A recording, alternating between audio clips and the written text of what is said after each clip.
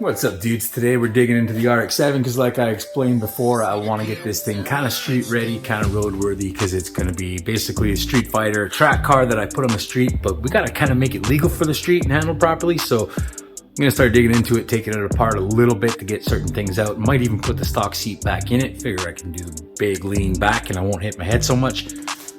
So let's just start going.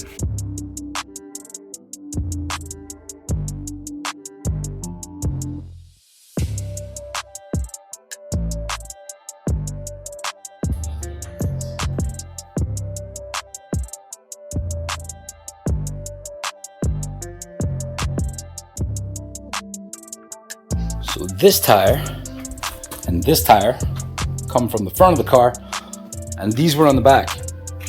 Pretty dangerous stuff. So to street drive this thing, I'm gonna change these out. I'm gonna throw these on the back for now since they still got a bit of meat left. I'm gonna throw those on, use those just for now until I get another set. But lucky for me, my good friends at APA Pneu in Valleyfield, and they have also a shop in Mercier.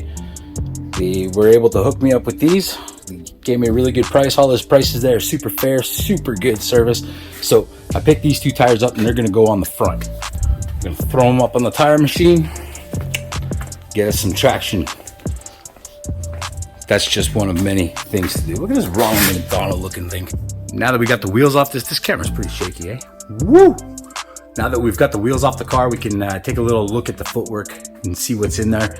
I'll be honest with you, I never really got too much into this car, taking it apart and kind of testing and tuning and all that really good stuff, because I just got it, we threw it on the dyno, I wanted something to drift, we drifted. That's what happened. So now we get to really dig into this car and see what it's all about.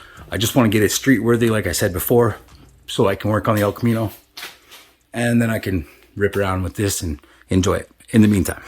So I got this bumper I picked up real cheap. It's a little Magani, a little busted up, but it'll serve its purpose. I want to put the stock bumper back on the car because the body kit one is a little bashed up from drifting.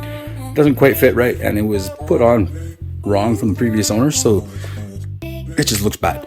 Anyways, I'm gonna have to do something about here, fix that up a little bit. The hole for the exhaust is there, but the problem is the way my car is set up and the way it's just kind of hanging on for dear life in the back. The exhaust is more over here, so we're gonna have to do something to deal with that.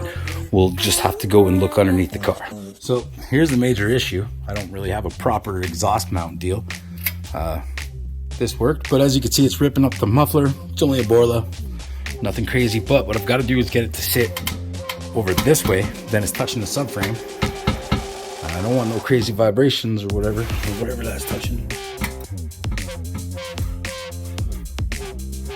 Anyway, so I'm gonna try to figure something out to pull it this way a little, see what happens, and then we can try to test fit that bumper while it's up in the air.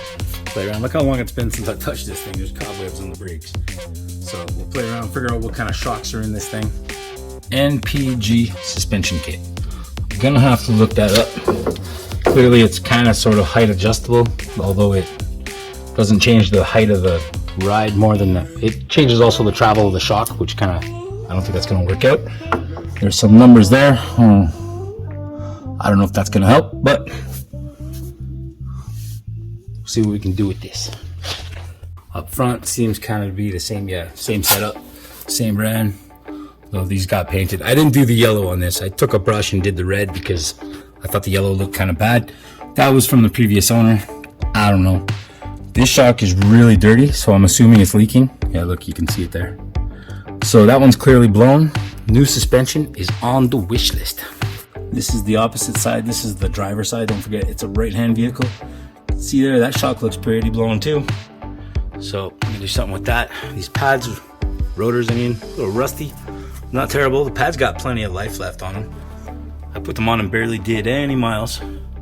So as you can see, it's a little banged up and a little tagged here and there. It's got some body problems, missing a few pieces, but keep in mind that this was a drift car before. Now I decided to put it on the street. It was sort of a street drifter car kind of deal. I got shock look, boys.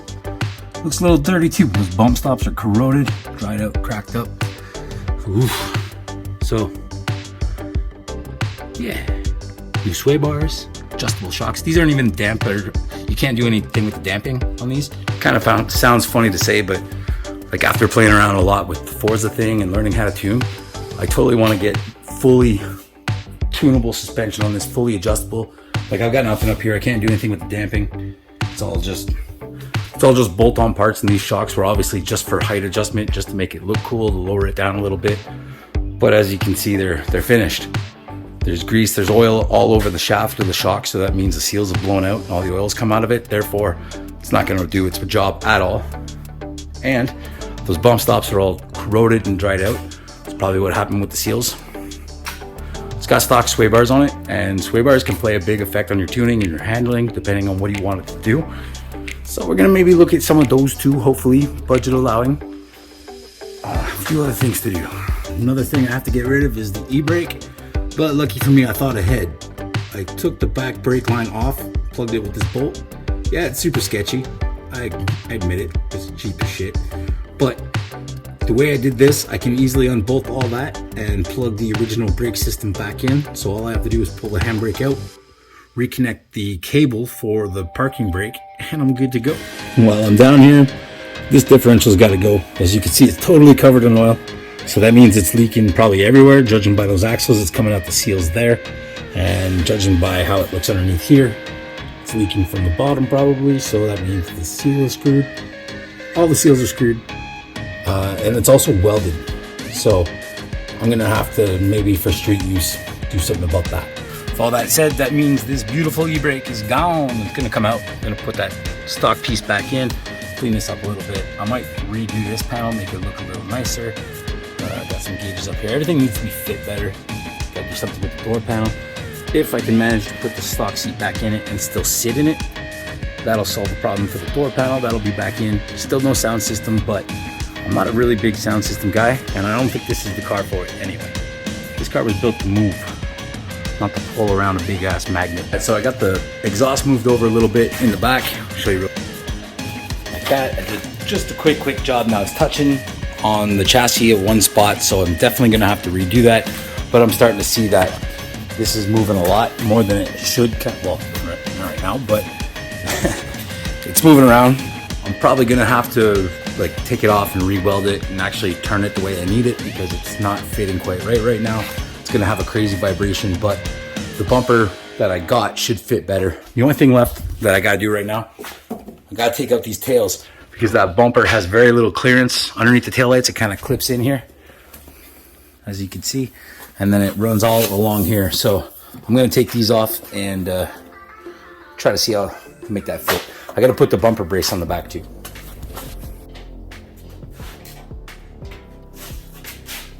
That bumper brace is on the little piece of, I guess it is the bumper. We gotta take off these taillights and get to the bottom here, see what we can do. Shouldn't be too hard. There's a couple nuts, they're 10 mils, a couple Phillips head screws. We should be good to go. Fairly simple. As you can see, those taillights are pretty shot, so we're just gonna pop those off. First, we gotta take out the centerpiece, the screws here. That one you gotta take out first because of the way the taillights are kind of molded and ridged on the sides. You'll see right here when I take it off, I'll show you. Now we'll take off the next bolt. Nut, sorry, it's a little nut. Tiny nut. Third taillight, third brake light, whatever. Now, you see in here, it's kind of like in. If you look on the taillights, they're sort of like out. So that's gotta fit in there. This piece comes off first. Another part of this, pretty self-explanatory. So I should have figured out how to unplug it first. Anyway, just gotta take these screws out and it should come out. There's little plastic clips inside that go on with just a little flexible, so it clips in good, holds it nice and snug. These taillights obviously weren't from this generation car, so it does feel a little bit funny. This is what I was talking about, that little plastic clip. I'm trying to pull it without popping it, breaking it, twisting it. Oh, there we go. Look at that. Woo!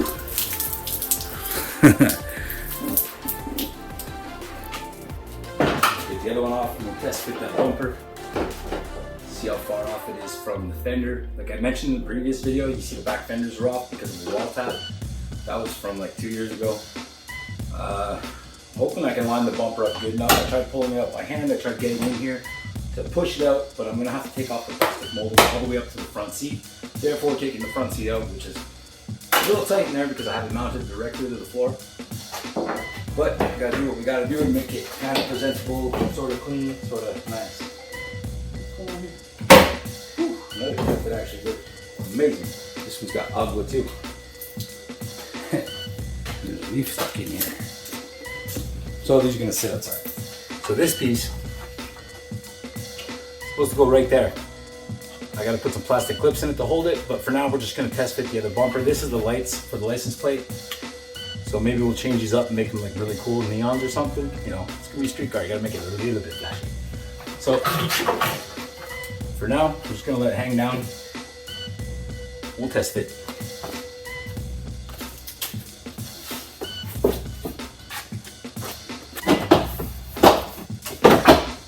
That's what I'm talking about. Doesn't fit. I'll show you why. So despite this little piece hanging down here, bumper is actually, the muffler is actually not in a bad spot. But check out, like, see this fender there? There's a gap in here in the bottom, but that more or less fits, more or less lines up. Looks like a stock FD bumper. Cool. This side, look at that gap. Boom.